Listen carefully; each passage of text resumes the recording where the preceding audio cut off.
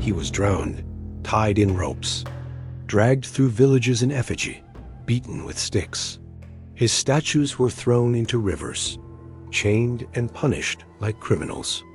The great dragon god of Chinese mythology, cursed by the same mouths that once begged him for mercy. And why? Because the rain didn't come.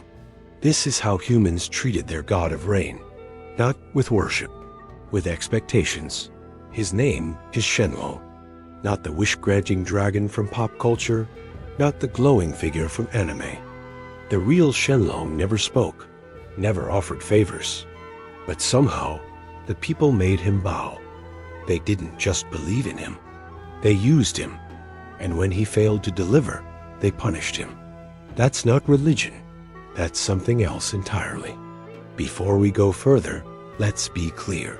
Shenlong is not a character from Dragon Ball. That version, shaped by Japanese fiction, turns him into a floating genie who rewards those who collect glowing orbs. But the real Shenlong belongs to Chinese mythology, and his purpose was never to grant wishes. He didn't reward heroes. He didn't teach lessons. He brought rain. And for centuries, that made him one of the most feared and vital forces in the world. His name meant Spirit Dragon, and he ruled the storms, the clouds, the wind. Without him, crops failed. People starved. Entire villages dried up and died. So they prayed to him. But it wasn't prayer in the way you imagine. It wasn't humble. It wasn't soft. It was a negotiation, one-sided. We give you offerings. You give us rain. If you don't, we break your image, sink your statue, and declare you disobedient. That's not faith. That's leverage. And Shenlong, despite being a divine creature, became chained to this arrangement. Not by physical force, but by cultural expectation. He was bound to serve not because he was weak, but because he was necessary. That necessity became his prison. Even the way people described him reveals the contradiction. Ancient texts say Shenlong's body was long like a snake, covered in blue-green scales that shimmered like water. His whiskers trailed into the sky. His roar was thunder. He lived in a crystal palace under the Eastern Sea, guarded by shrimp soldiers and crab generals. He was majestic, alien, celestial.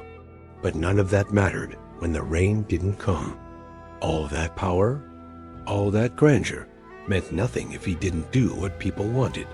So they performed ceremonies not of devotion, but of desperation.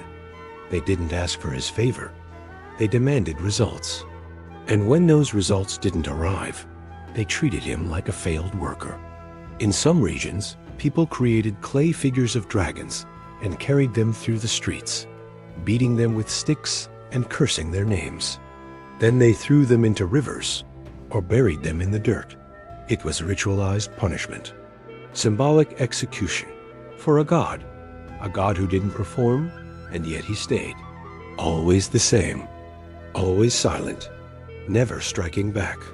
The dragon who ruled the clouds, who could summon storms with a flick of his tail, was reduced to a servant whose worth was measured only by rainfall.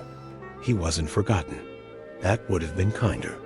He was remembered as a tool, a force that had to be manipulated, controlled. They don't worship Shenlong, they use him. And they always did. They build temples with polished stone and gold-tipped roofs, then stand beneath them with empty hearts and full demands. Shenlong hears the chants, but they do not sound like reverence. They sound like orders. When the skies remain dry, the voices turn sharp. When the floods come, the same voices scream betrayal. No one kneels in silence. No one prays to understand. They pray to control. The dragon they claim to worship is never offered peace, only pressure. They speak his name like a lever. They do not ask, they expect. And when their world cracks, they blame the one who never promised them anything. Shenlong exists beyond their reach, but they carve his form into walls and coins and declare ownership. They dress their emperors in his image, then pretend they understand him. They paint his scales on flags, robes, scrolls. They twist his roar into symbols of power. But power without consent is theft. And that is what they have done. They have never known him. They know what they want from him. That is all. They say he rules the rain, but in their stories, it is they who decide when he should act. Their rituals are not invitations. They are blueprints. Detailed instructions on how to trigger the divine, as if he were an engine waiting to be activated. And when that fails, they punish him. Clay dragons smashed against the ground. Statues drowned in rivers. Incense burned not as offerings, but as warnings. Shenlong remains unmoved. He watches. He listens. He does not answer. His palace beneath the eastern sea is untouched by the noise above. His claws still grip the ocean current. His breath still coils into mist. But above the waves, humans rewrite his name with every generation. They forget he is not theirs. They forget he is not here to serve. And they do not see the silence for what it is. Not submission, not absence, but distance. The kind a god places between himself and those who do not deserve his voice. He is not silent because he is defeated. Shenlong does not argue with those who demand from the sky, but offer nothing from the earth. He does not descend to explain himself to mortals who confuse ritual with entitlement. His power is not a service. His presence is not a contract. But this is how they treat him, not as a being, but as a button. Push here, get rain. Push again, get storms. And if nothing happens, scream louder. Burn more incense. Drown another statue. They think this is devotion. It is not. It is desperation wrapped in arrogance. They believe they can schedule the divine. They believe they can measure obedience by rainfall. In ancient scrolls, Shenlong's name is spoken with awe. His body stretches like a river across the sky. His breath thickens the air. His claws dig into the foundations of the sea. He governs the tide, the mist, the hunger of the clouds. He was never created for them, yet they claim him. Emperors wear his image and call themselves chosen.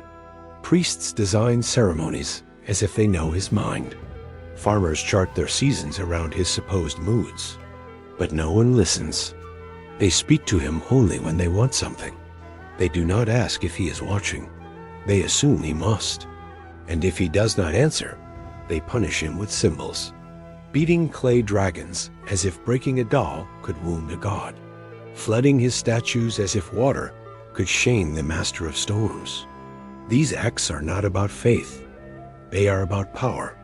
Human power. The kind that feels weak in the face of silence and must strike something to feel strong again. Shenlong does not respond. He never has. That silence is his rejection. Not of the people, but of their illusion. The illusion that gods must serve. That the divine is just another form of labor. They kneel only when they are afraid. And when their fear passes, they forget. They walk on dry soil and thank themselves. They call it planning, preparation, hard work, until the skies turn dark again. Then they remember the dragon, but not to honor him, only to summon him, only to demand. In the 9th year of a brutal drought, the emperor ordered the dragon to be punished, not metaphorically. He ordered the temple doors opened. Inside stood a statue of Shenlong, carved in dark wood, coiled and crowned, his eyes fixed toward the heavens. Officials wrapped chains around its neck and legs. Soldiers dragged it from the altar, through the palace gates, across the stone roads of the capital. Thousands watched in silence as the god of rain was pulled like a criminal. The emperor stood on a high platform and declared that Shenlong had failed in his duty to serve the realm. He had brought shame upon the throne, famine to the fields, and fear to the people. As punishment, his image would be submerged in the city's river until the skies repented. The statue was tied with ropes, insulted with ritual curses, and thrown into the water. Not as an offering, as a warning, a message not to the heavens, but to the people. Even the gods must answer to the empire. And still, Shenlong did not respond. No lightning struck. No storm fell. The river swallowed his image, and the sky remained empty. But make no mistake, the silence was not weakness. The sky does not rush for mortals. The emperor believed he had disciplined a god. What he had done was expose the weight of his own arrogance. Shenlong remains untouched by insult. He does not drown in rivers. His coils still stretch across the sea, unmoved by pageantry. Yet the act itself reveals everything. The people believed they could punish a force of nature, and the emperor believed he owned it. This is where the truth begins to rot. Shenlong is not worse than a slave because he is powerless. He is worse than a slave because his power is recognized, feared, needed, and still treated like it belongs to someone else. A slave has a master. Shenlong has many, and none of them listen. The emperors wore his face on their chest, called themselves divine, but never bowed to the dragon whose image they stole. They used him to validate law, to justify rule, to scare enemies. They turned his silence into loyalty, his distance into agreement. And when the rain stopped, they condemned him like a traitor, as if the sky could be treasonous, as if thunder should answer to a crown. Every offering, every festival, every statue is another attempt to pull the divine down to earth and bind it in chains of ritual and hierarchy. They never chained Shenlong's body, but they chained his name. They made it a badge, a stamp, a tool, and still he flies, not in obedience, in spite of it. In one province, desperate for rain after months of sun-cracked soil and wilted crops, the local magistrate declared a sacred trial, not of a man, of a god. Shenlong was to be judged.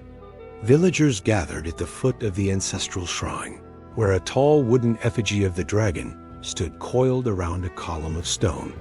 It had watched over them for generations, its lacquered eyes staring endlessly into the sky. That day, ropes were tied around its neck. The elders wore black robes. A scroll was read aloud, accusing Shenlong of negligence, of betrayal, of abandoning his sacred role. The list of charges echoed through the courtyard like an execution order. Then the crowd turned. They spat. They cursed. Some wept, not from hate, but from hunger. They had no rice left, no clean water. Their children coughed in the heat. The dragon they revered had become the dragon they blamed. And so they condemned him. With ritual precision, they cut the ropes that bound the effigy to its pedestal, dragged it through the dust, and flung it into the village pond. A splash. Silence. No thunder followed, no clouds formed, but no one spoke of guilt. They returned to their homes believing they had done their part. The failure was no longer theirs. It belonged to the god they had submerged. This is not an isolated tale. It is one of many. Shenlong's name appears in scrolls of law and records of punishment, invoked in ceremonies designed not to honor him, but to hold him accountable. What other god is summoned with conditions? What other divine being is expected to sign a contract written in incense and ash?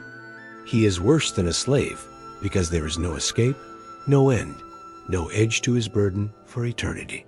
A slave can be broken, buried, or maybe freed, but Shenlong is eternal, needed, blamed, forever.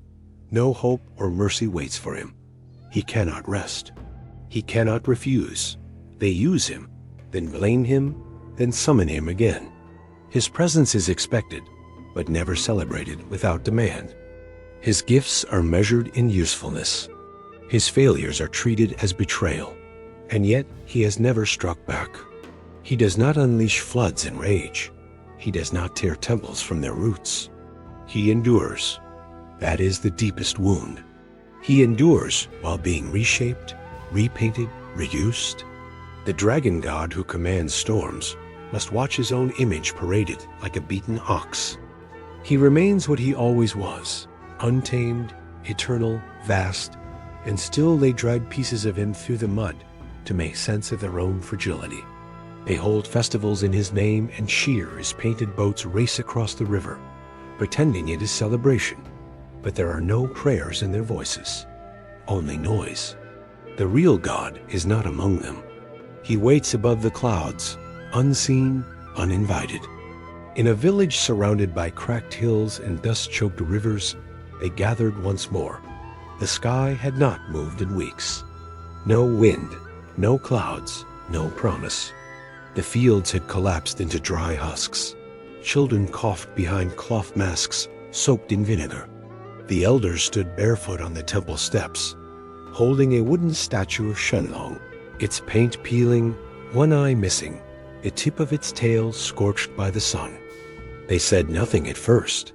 Then a priest stepped forward and began the chants, not songs of praise. Orders disguised as ceremony. Summon the god. Demand the rain. A circle of farmers knelt and lit incense, their heads bowed not in reverence, but in desperation. They struck gongs. They shouted the ancient invocations. And when the sky did not answer, they lifted the statue high and carried it to the river. It was shallow now, more mud than water. Without hesitation, they dropped the image into the muck. It landed with a dull thud. The crowd stood there in silence. No cries, no mourning. The message had been delivered. The god had been reminded. Hours passed. Then, without warning, a crack of thunder split the air. Clouds rushed in from the mountains like stampeding beasts. The sky darkened. A cold wind tore through the trees. And the rain came. Fast, heavy, unrelenting. The villagers screamed, not in terror, but in joy. They laughed. They danced. They shouted thanks into the downpour, not to the sky, to themselves. They believed they had won, that their ritual had worked, that the dragon had listened because they had demanded it. No one returned to the river to lift the statue. No one looked up to acknowledge what had truly answered them.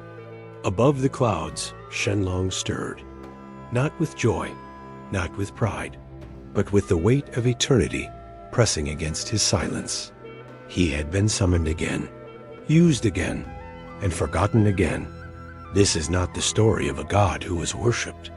This is the story of a dragon god who was worked, not honored, operated, treated like a valve, feared when needed, dismissed when finished. And unfortunately for him, he is eternal. He cannot leave.